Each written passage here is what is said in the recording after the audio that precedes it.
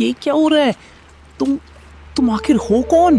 तेज प्रकाश मछली का रूप बदलने लगता है और कुछ ही क्षणों में वहां एक दिव्य सुंदर देवी खड़ी होती हैं। सच में इस पूरे राज्य में अगर कोई सबसे महान है तो वो मैं हूं।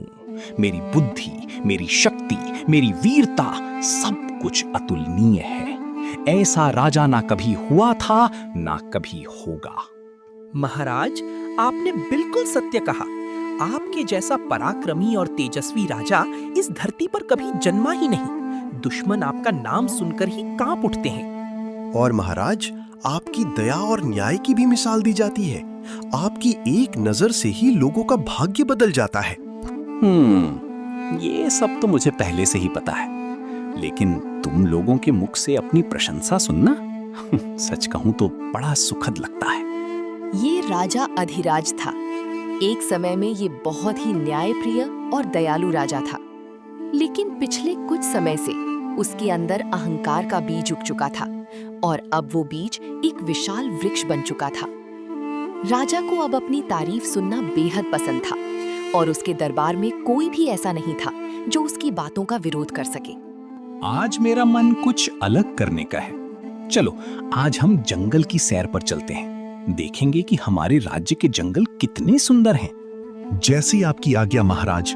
सैनिकों को तुरंत तैयार किया जाए। राजा अपने सैनिकों के साथ घने जंगल की ओर निकल पड़ा। रास्ता शांत था, हवा ठंडी थी, लेकिन राजा के मन में अभी भी अपने ही गुणों का विचार चल रहा था। देखो इस जंगल को, ये सब मेरी वजह से सुरक्षित है। अगर मैं ना होता तो ये सब नष्ट हो चुका होता। राजा साहब पहले ऐसे नहीं थे, अब तो हर बात में खुद की ही तारीफ करते हैं। चुप रहो, अगर सुन लिया तो सजा मिल जाएगी। रुको, मुझे बहुत प्यास लगी है। आसपास कहीं पानी का स्रोत देखो। महाराज, आगे एक नदी है, वहां आप विश्राम भी कर सकते हैं और जल भी ग्रहण कर सकते हैं। राजा जैसे ही पानी पीने के लिए झुका, तभी एक अद्भुत घटना घटी। राजन, मैं संकट में हूँ। यदि आपने मेरी सहायता नहीं की तो मैं जीवित नहीं बच पाऊंगी। कृपया मुझे यहाँ से अपने साथ ले चलिए। ये कैसे संभव है? एक मछली मनुष्य की तरह बोल रही है। ठीक है, तुम्हारी रक्षा करना अब मेरा कर्तव्य है। आपकी कृपा के लिए आभारी हूँ राजन, लेकिन क्या आपके महल में मेरे लिए पर्याप्त स्थान होगा? तुम्हारे लिए स्थान की चिंता करना व्यर्थ है। तुम जैसी छोटी मछली के लिए तो एक छोटा पात्र ही पर्याप्त होगा। राजा ने इसे एक साधारण जीव समझा और अपने अहंकार में उसकी वास्तविकता को नजरअंदाज कर दिया। सैनिकों, इसे महल ले जाओ और एक छोटे पात्र में सुरक्षित रखो। कुछ समय बाद एक अप्रत्याशित परिवर्तन हुआ। राजन, ये स्थान अब मेरे लिए छोटा पड़ गया है। मैं यहाँ जीवित नहीं रह पाऊंगी। कृपया मुझे किसी बड़े स्थान पर रखवाइए। ये इतनी जल्दी इतनी बड़ी कैसे हो गई? ये साधारण नहीं है। लेकिन चिंता मत करो, तुम्हारे लिए बड़ा स्थान तुरंत तैयार किया जाएगा। सैनिकों, इसे तुरंत बड़े पात्र में स्थानांतरित किया जाए।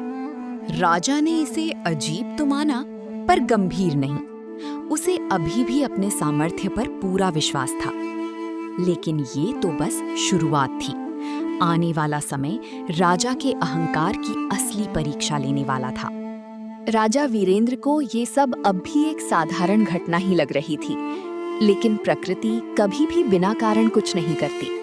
हर बदलाव के पीछे एक संकेत होता है और हर संकेत को समझने के लिए विनम्रता चाहिए, जो राजा में अभी नहीं थी। अब तो तुम्हें किसी भी तरह की परेशानी नहीं होनी चाहिए।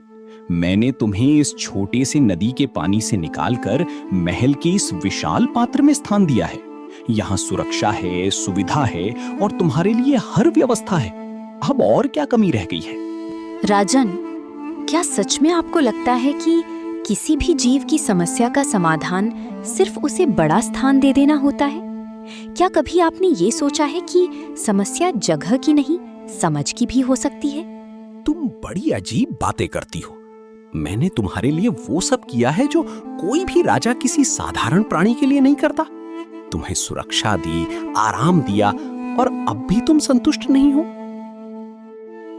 राजन, अब भी क्या आप मुझे एक साधारण जीव मानते हैं?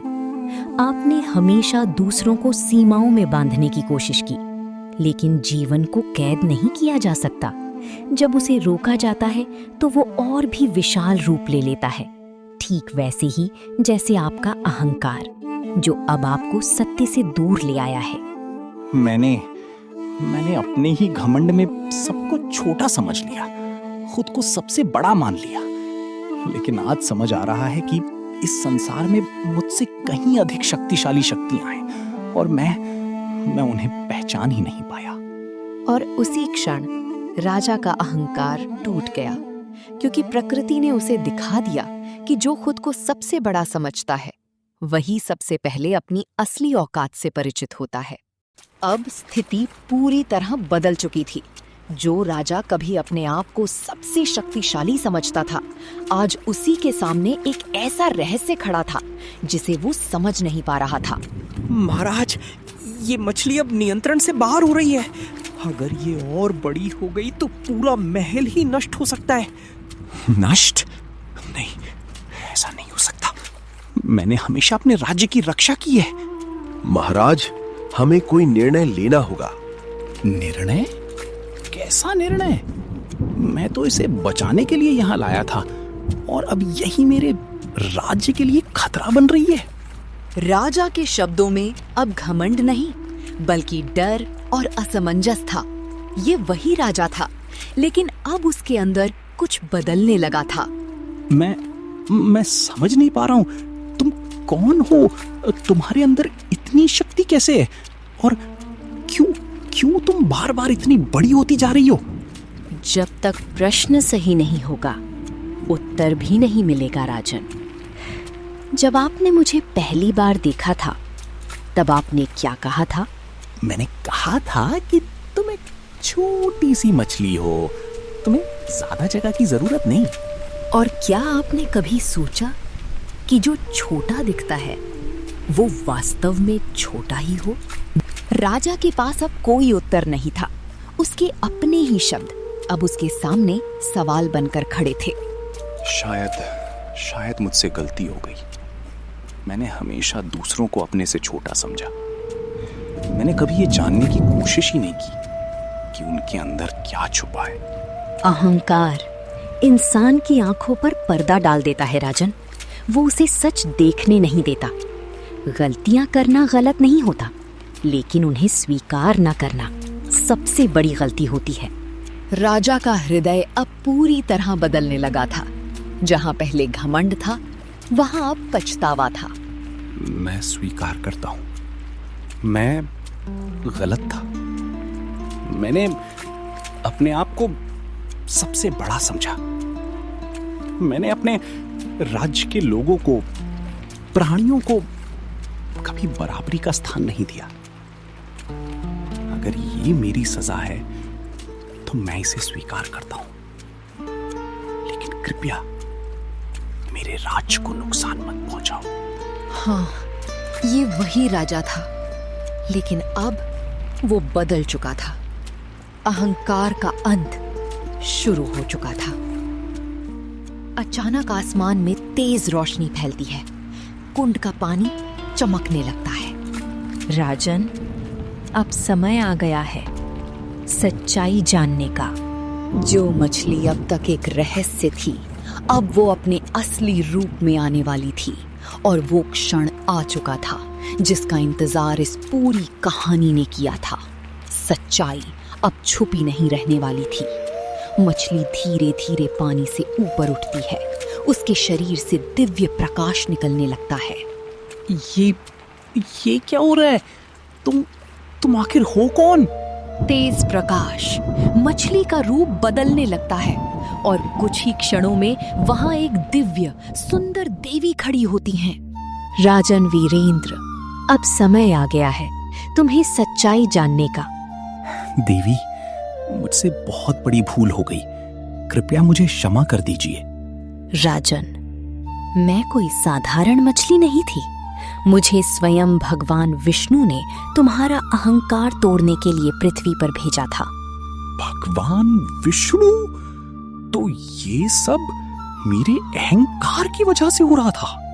हाँ राजन, जब इंसान अपने आप को सबसे बड़ा समझने लगता है तब वो दूसरों की कीमत भूल जाता है और यही अहंकार उसके पतन का कारण बनता है।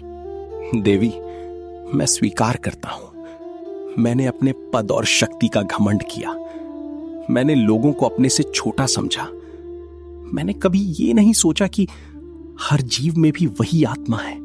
राजन, गलती करना मानव स्वभाव है, लेकिन उसे स्वीकार करना और खुद को बदलना यही सच्ची महानता है। देवी के शब्दों ने राजा के हृदय को पूरी तरह बदल दिया था। अब वहां न घमंड था न अहंकार, बस एक सच्चा इंसान था। देवी, मुझे एक अवसर दीजिए। मैं अपने राज्य के हर व्यक्ति, हर जीव के साथ समान व्यवहार करूंगा। मैं कभी किसी को छोटा नहीं समझूंगा।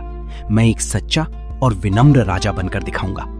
राजन, यही मैं चाहती थी। तुमने अपनी गलती को समझ लिया और यही तुम्हारी सबसे बड़ी जीत है। देवी का शरीर धीरे धीरे प्रकाश में विलीन होने लगता है। देवी अदृश्य हो जाती हैं। रोशनी धीरे धीरे खत्म हो जाती है। सब कुछ शांत हो जाता है और इस तरह एक राजा का अहंकार समाप्त हुआ और एक सच्चे शासक का जन्म हुआ। कुछ समय बाद पूरे राज्य में एक नया बदलाव देखने को मिला। आज से इस राज्य में कोई बड़ा या छोटा नहीं होगा। हर व्यक्ति, हर प्राणी समान होगा और मैं सिर्फ एक सेवक के रूप में इस राज्य की सेवा करूंगा।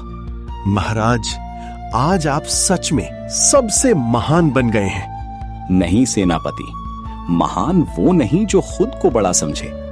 महान वो होता है जो सबको बराबर समझे। अहंकार इंसान को अंधा बना देता है, लेकिन विनम्रता उसे सच्चाई दिखाती है और यही सच्चाई उसे महान बनाती है।